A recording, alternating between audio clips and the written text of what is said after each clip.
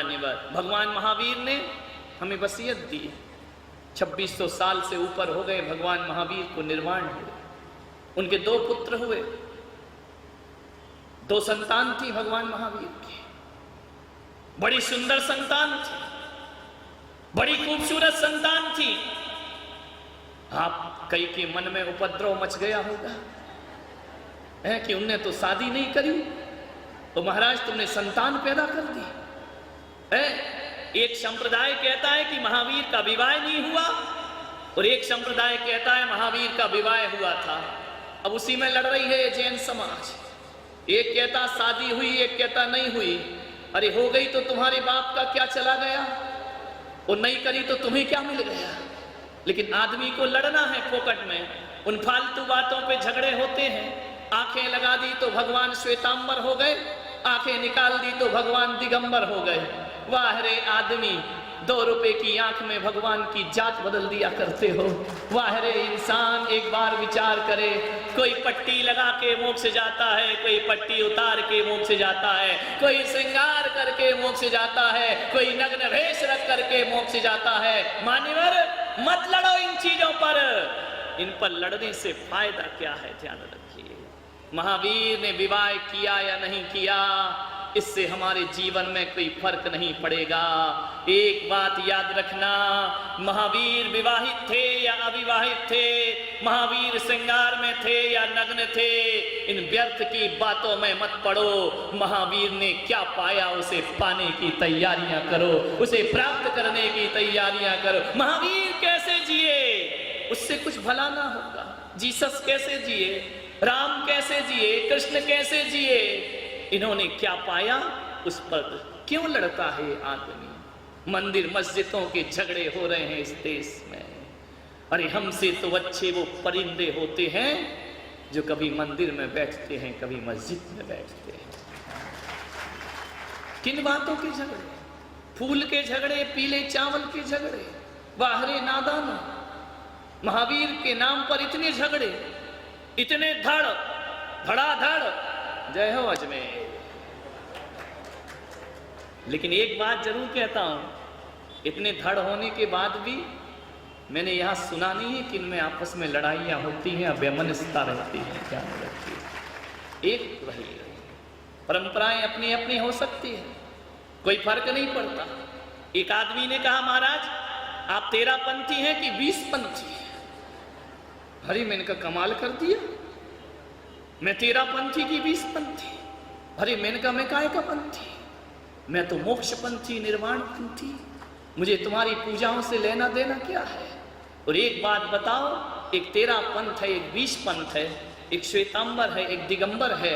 एक बात बताओ मेरे भाई अजमेर वालों, आज इस अदालत में फैसला कर दीजिए, एक दाहिना हाथ और एक बायां हाथ है, आप बताइए कौन से हाथ को काटना आप पसंद करेंगे। क्या दाहिने हाथ को छोड़ सकते हैं या बाएं हाथ को छोड़ सकते हैं? अरे दिगंबर दायां हाथ है, श्वेतांबर बायां हाथ है। अरे 13 पंथ दायां हाथ है, 20 पंथ बायां हाथ है। मगर ये मान के चलो ये दोनों हाथ मेरे अपने हैं और मैं किसी भी हाथ को काटने को तैयार नहीं हुआ करता। सारे पंथ अपने हैं, सारी परंपरा अपनी है, कुछ बातों पर विचार भेद है। तो घबराओ मत। महावीर के 2 बेटे, 2 पुत्र हुए। दिगंबर भी स्वीकार कर लेंगे। महावीर की 2 औलाद हुई, एक औलाद हुई मुनि और एक औलाद हुई श्रावक। किसकी औलाद हो तो बोलो। यदि कोई तुमसे पूछे कि किसकी औलाद हो तो ये मत कहना फलाने चंद की, फलाने लाल की। बड़े गर्व से कहना हम भगवान महावीर की औलाद हैं, हम ऋषभदेव के वंशज हैं, हम पारसनाथ के वंशज हैं। अरिहंत पिताजी तेरे जिनवाणी माता, ये परिचय होना चाहिए आपका। ध्यान रखिए, बड़े गर्व के साथ साथ चौटी चौड़ी करके कहो हम अरिहंतों के वंशज हैं। हम अपने जीवन में बड़े गर्व से कह सकें कि हम भगवान महावीर की औलाद हैं, हम आचार्य कुंद के वंशज हैं, हम आचार्य शांति सागर की खानदान में पैदा हुए हैं। हम वो लोग हैं, साधारण परिवारों का परिचय मत दीजिए। गर्व से कहिए आचार्य शांति सागर के वंशज हैं, गर्व से कहिए आचार्य विमल सागर की औलाद है, और गर्व से कहिए आचार्य विद्या सागर की हम संतान है। गर्व पैदा करिए, पुष्पदंत सागर के वंशज हैं हम सब लोग। ये परिचय होना चाहिए, अपना ध्यान रखिए। गर्व से कहो, और जब देश की बात आ जाए तो गर्व से कहो हम भारत माता की औलाद बन करके पैदा हुए हैं। ध्यान रखिए, महावीर के दो औलाद, श्रमण और श्रावक। भगवान महावीर इस दुनिया से विदा होने से पहले, महाप्रयाण करने से पहले, महानिर्वाण करने से पहले भगवान महावीर ने हमें कुछ वसीयतें सौंपी है। ध्यान रखिए, मुझे भी सौंपी है। फैसला बिल्कुल बराबर किया है उन्होंने, ना कम किया है ना ज्यादा किया है। 3 चीज मुझे दी हैं, 3 चीज तुम्हें दे करके गए। महावीर ने 3 चीजें वसीयत में लिखी हैं, मुझे दी, पिच्छी, कमंडल, शास्त्र। ये महावीर की दौलत है, ध्यान रखना। एक बात याद रखना, हम महावीर के बड़े पुत्र हैं, तुम महावीर की छोटी संतान हो। 3 चीज तुम्हें दी, 3 चीज मुझे दी। तुम्हें दिया लोटा, डोरी, छन्ना।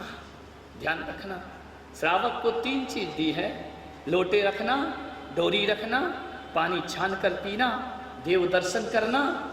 ध्यान रखना, रात्रि में भोजन नहीं करना।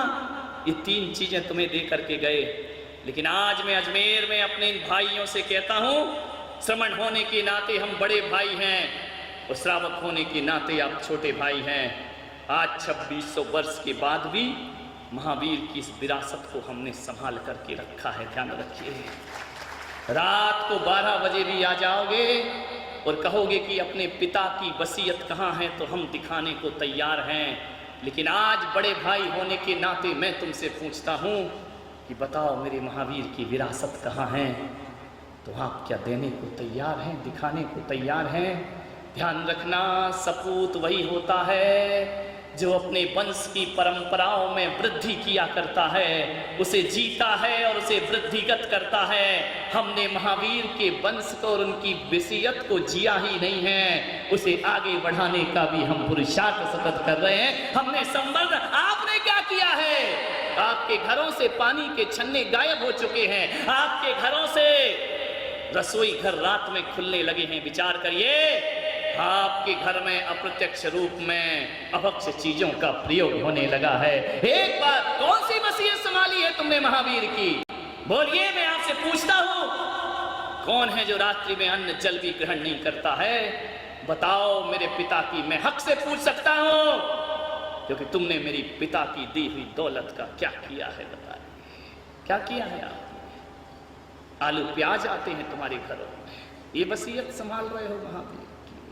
आपके बच्चे अंडे खा रहे हैं, आपके बच्चे नॉन वेज की तरफ बढ़ रहे हैं। क्या वसीयत संभाली? क्या जिम्मेदारी है आपकी कि मरने के बाद केवल दौलत दे देना और अपना काम पूर्ण हो गया? सब्सक्राइब करें टोटल भक्ति को।